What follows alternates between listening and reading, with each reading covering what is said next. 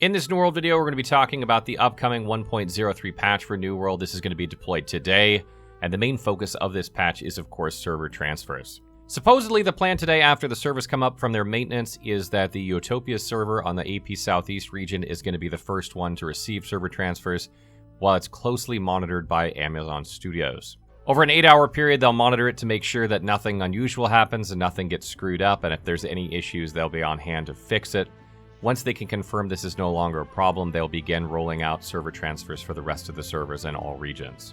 They did not say exactly how long it would take to roll this out across every server, but my guess is it would be sometime the next 24 hours after the patch is deployed, so you can probably expect this to happen sometime in the next 12 to 36 hours on your server, assuming there are no issues.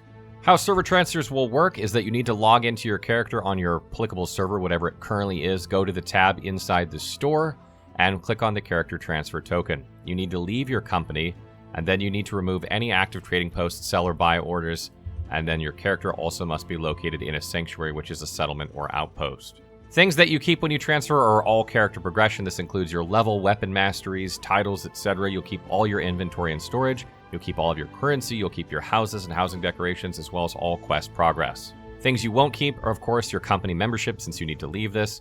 All of your orders will not carry over, since you'll have removed them from the auction hall. And your friends list will not transfer over either, as this is world specific, so you'll need to re-add people to your friends list.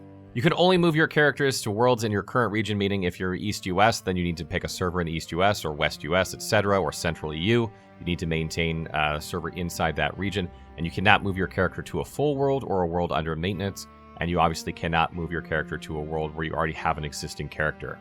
The token that you're given for server transfer never expires, meaning that you can use it at any time. There is no time, sensitive rush to use it, so you can hang on to it till you make a decision, figure out where all your friends are moving, if that's a thing, or your company is moving or not moving until you decide, see how things shake out.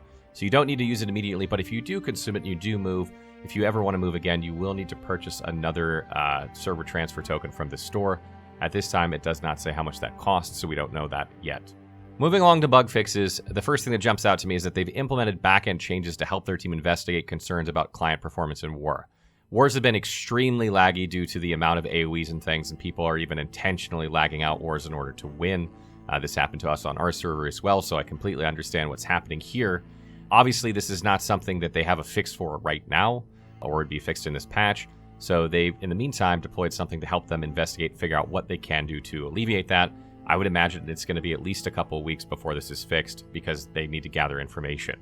Another thing that they changed is they reverted a change they made in the last patch. They made all these materials drop from chests for refining. All these refining materials now became present in chests. They're reverting this. Apparently, there are too many dropping now, so that's being reverted, which is kind of silly. Another change that they're making is armor is limited to 1 skill perk per piece now. Previously, you could get at least 2. I don't know if there was 3. I definitely got one today that had 2 skill perks on it. I was pretty surprised to see that. This is being changed. I don't know if this will tweak existing pieces, so those might be something special, or if it's only from now on they won't exist. Another change is that the time to declare war timer now visually pauses to make it clear when an invasion is imminent but not yet scheduled, so the territory will remain in a conflict state after an invasion, and war can then be declared afterwards. I believe there was currently a bug with this, even though it was meant to be fixed in the last patch. There's currently a bug with this happening, so hopefully that is now fixed. Probably the biggest bug change, one I know people were clamoring for and desperate for, is the fix to T4 and T5 Azoth Staffs. This means that you can now clear the high-level portals, the 55 and 65 level portals on the map, giving you materials to then do endgame dungeons. This has been a huge bottleneck for people at endgame. Now they will no longer have that. Hopefully that's completely fixed, and now you can do endgame dungeons. Another thing that was fixed is the abandoning an event notification persisting. This was obviously supposed to be fixed in the very first patch. It never was. Been in my game constantly, so hopefully this is actually fixed now, because it's kind of annoying. Another issue that's supposedly fixed is the titles bug, where every time you log in, it keeps showing achievements that you've already got, and you got to click these off. Again, this was one that was supposed to have been fixed in the very first patch, but indeed was not. Hopefully this is actually fixed now. It's a small thing, but one that's really annoying. Another thing that's finally getting fixed is the persistent company invites that keep popping up on your screen. If someone invites you to a company, there's no way to actually decline or accept it. Just sits there, and you just keep getting a notification periodically that you can accept randomly throughout the game. This has been there since closed beta, so it's good that this is finally getting patched out. I've had this happen to me just about, a dozen times every time I play, and that's another one I'm glad is getting ironed out. Another bug that's getting fixed is the Rajah Spawns. People were using this to farm infinite cats that would just keep spawning for weapon XP as well as drops, etc. This is getting patched, so that should no longer happen. All in all, these are some pretty good changes to the game. Some of these were desperately needed, like the T4 and T5 Azoth Staff portal closing, absolutely holding up the end game for a lot of players, and even a lot of players that weren't quite to end game or nearly there. So that's a good change. People will be able to do the dungeons now at max level, which is fantastic. And quite a few other patches that are good. Obviously, the main issues still plaguing the game are what they're going to do with the wars, and they've obviously made strides towards that with this patch, but they're not completely addressed, and it remains to be seen how long exactly that will take and what toll that will take on the lifespan of the game, or at least the short-term lifespan of the game, if people are, disinterested from doing wars because they can simply just get lagged out and really have no chance of winning.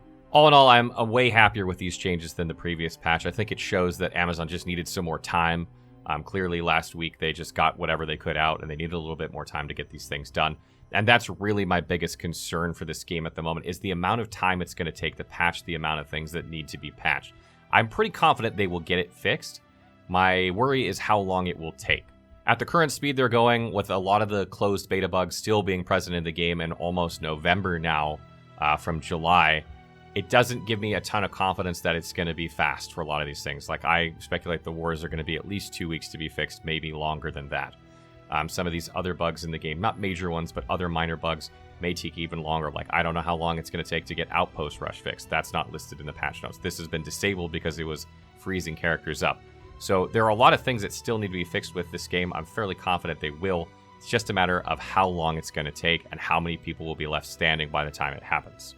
Stay tuned. We'll keep updating you on New World. We got more builds and guides coming to the channel, and we'll keep giving you guys the patch notes as they come out. We're still streaming this on Twitch. We still got a lot of deluxe edition codes to give away, almost 150 left.